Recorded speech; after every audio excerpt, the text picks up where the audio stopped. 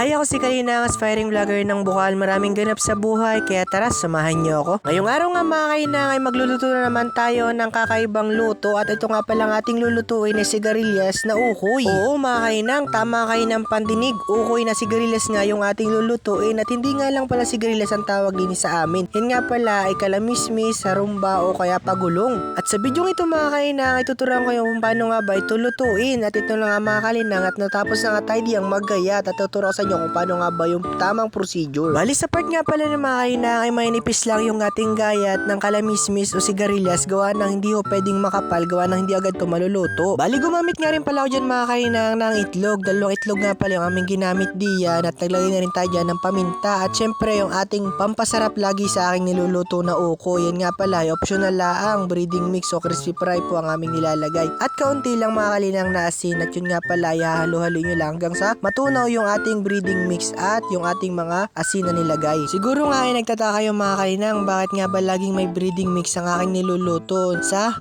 pagtutorta o kaya naman ay pag-uukoy dahil ngayon ay may sarili niyang lasa. At balik nga tayo mga kainang sa ating video. Bali kailangan nga pala natin dyan na malaking lagayan para dun sa ating paghahaluan at nilagay ko na nga dyan pala mga kainang yung ating sibuyas bawang at pino nga pala kahit diyan. Sinunod ko na rin nga mga kainang diyan yung ating ginait na kalamismis at tayo nga pong hinalo-halo. At naglagay na nga rin pala ako dyan mga kainang ng harina. Kung may cornstarch ho mga kainang mas maganda ho yung gamitin ninyo para may kaunti ho bang lutong, hindi ho puro malambot laang. Bali haluin nyo nga lang pala yun mga kainang ng mabuti para nang sa gayon lahat ng parte ay malagyan. But sinunod ko na nga rin pala dyan mga kainang yung ating binating itlog. At pag nga pala mahalo nyo na mga kainang, ayun. At hindi ko na nga sa inyo mga kainang napakita ko, mahana nga pala ako diyan ng dahon at gagamitan nga pala natin yan uli ng dahon dahil nga uko yung ating lulutuin. At nang matapos ko na nga mga kainang yun gayatin o kaya gupitin, ito na mga kainang at nag first try na nga tayo maglagay. At ito nga mga kainang kanyang itsura. Bali manipis lang ang gagawin nyo diyan para hindi naman sa ganun ay mahilaw yung kanyang gitna o kanyang loob. At yan nga mga kainang, ganyan lang kadali. At makalipas nga mga kainang ilang minuto tatapos na nga tayo at ito na nga yung ating